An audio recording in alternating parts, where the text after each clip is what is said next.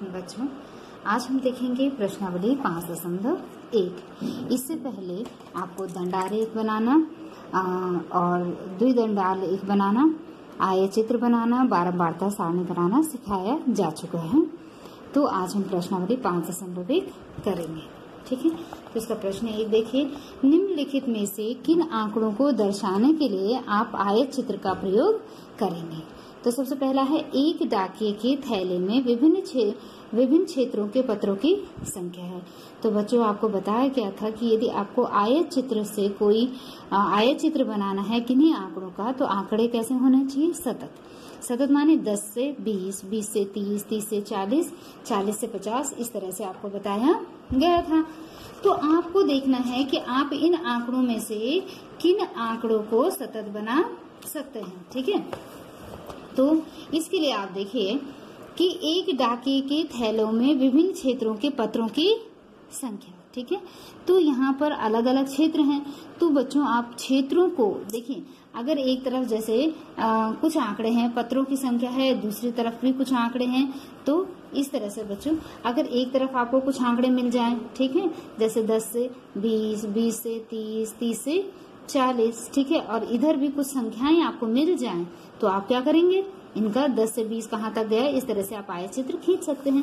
लेकिन यहाँ तो क्या है, एक तरफ तो डाकिये में क्षेत्र हैं और दूसरी तरफ क्या है, पत्रों की संख्या।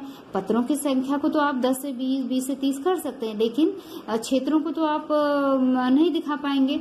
इसलिए क्या है, आप इसका पहले प्रश्न का उत्तर होगा आयत चित्र नहीं बनेगा, क्योंकि दिए गए आंकड़ों का वर्ग नहीं बन सकता है, विभिन्न जो क्षेत्र हैं उनका वर्ग नहीं बन सकता है, तो इसलिए आप ये नहीं करेंगे। ठीक, आयत चित्र नहीं बन सकता।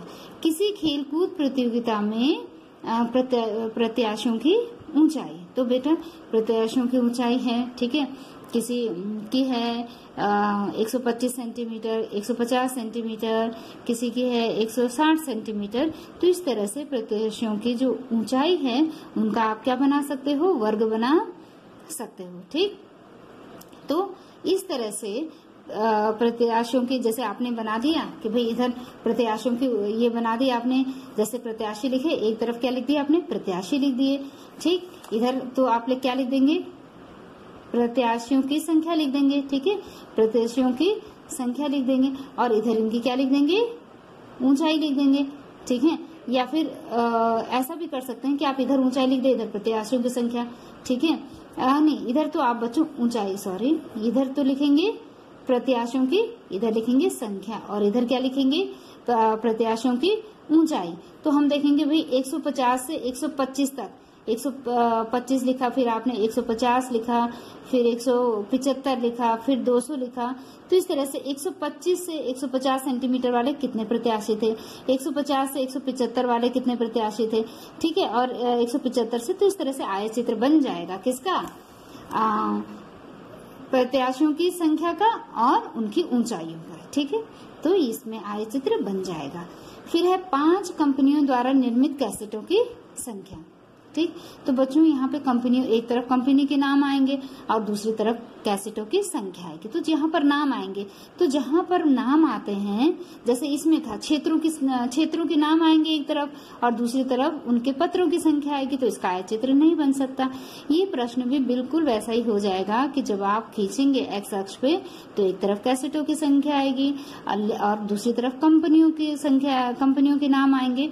तो नाम का, आपके कंपनी के नाम का आप वर्ग नहीं बना सकते हैं, ना उनको दर्शा सकते हैं, इसलिए इसका आयत चित्र नहीं बनेगा। ठीक, अच्छा, किसी स्टेशन पर प्रातः 7 से साढ़े 7 बजे तक जाने वाले रेलगाड़ी से जाने वाले यात्रियों की संख्या। तो बच्चों, इसके लिए आप क्या कर सकते हैं कि इस तरह से एक खींच लेंगे।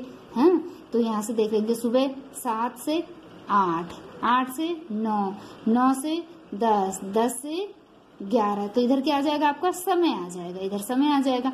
और यात्रियों की संख्या इस तरह से आप ले लेंगे भी 50, 100, 150, 200, 250। ठीक। तो इस तरह 7 से 8 तक कितने यात्री गए, 8 से 9 तक कितने यात्री गए, 9 से 10 तक कितने यात्री गए, 11 से 12 कितने यात्री गए। तो इसका आप क्या खींच सकते हैं, आयत चित्र। एक तरफ समय आ जाएगा, यात्रियों की संख्या आ जाएगी। तो बच्चों जहां पर आप x अक्ष और y अक्ष पर कुछ दर्शा सकते हैं वहां पर क्या करेंगे, आप आयत चित्र खींच लेंगे। और जहां पर नाम वगैरह है, क्षेत्र के नाम, कंपनी के नाम, उनके आप आयत चित्र नहीं बना सकते हैं। तो ये मैंने आपके आंसर लिख दिए हैं कि पहले और चौथे का बना सकते हैं, लेकिन आप दूसरे और चौथे का बना सकते हैं, पहले और तीसरे का नहीं बना सकते। उसके पीछे आपको लॉजिक भी दे दिया गया है। अब देखिए प्रश्न संख्या 2। ये किसी स्टोर पर खरीदारी करने के लिए कुछ लोग जाते हैं। कौन कौन जाते हैं, कुछ पुरुष जाते हैं, मेल एम लिखा है, महिला वुमन, लड़का बॉय, लड़की गर्ल से दिखा दिया है कि इतने लोग एक स्टोर में जाते हैं। और ये है कितने लोग, 60 लोग एक स्टोर में जाते हैं। तो इनका आपको पहले बारंबारता बंटन सारणी बनानी है और उसके बाद क्या बनाना है आपको, इनका आयत चित्र दंड आरेख बनाना। सॉरी बच्चों, ये आयत चित्र नहीं होगा बल्कि क्या होगा, दंड आरेख आपको खींचना है। ठीक, तो दंड आरेख के लिए बच्चों क्या हो, जो सबसे पहले क्या हो गई, ये व्यक्तियों की संख्या हो गई है। ठीक है, इधर आपको क्या दे दिया है, व्यक्ति दे दिया है। ठीक, तो व्यक्ति कौन कौन है, वुमन है, मैन है, गर्ल है और बॉय है। तो सबसे पहले आप ढूंढेंगे इन आंकड़ों में वुमेन कितने हैं। तो वुमेन आपने गिनने हैं। ठीक है, 1 2 3 4 5, सॉरी मैं फिर से बोल गई, 1 2 3 4 5, ठीक है, 6 7 8 9 10 11 12 13 14 15 16 17 18 19 20 21 22 23 24 25 26 27 और 28। ठीक है, तो इस तरह से आपके पास क्या आ जाएंगे, ये 28। ये आपने 28 कैसे करेंगे, 1 2 3 4 5वें को ऐसा, फिर इस तरह से 5 10 15 20 25 और 3 28, इस तरह से 28 आ जाएंगे।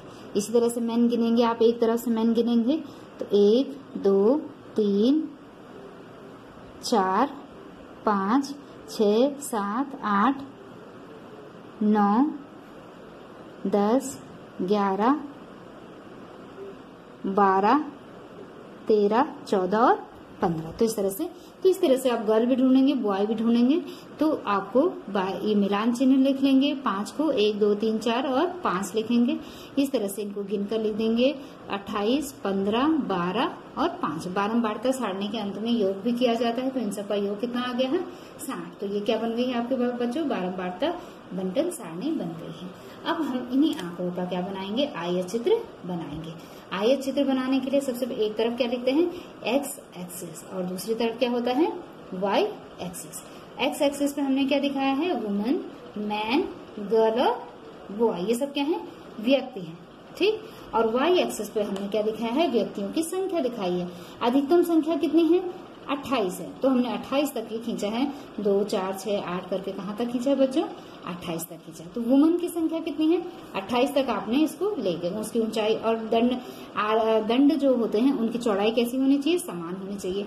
इसी तरह से मैन कितने हैं, 15 है, तो आपने ऊंचाई कहाँ तक रखी है, 15 तक। इसी तरह से गर्ल्स कितनी है, 12 है, ऊंचाई 12 तक रखी है, और ये 5।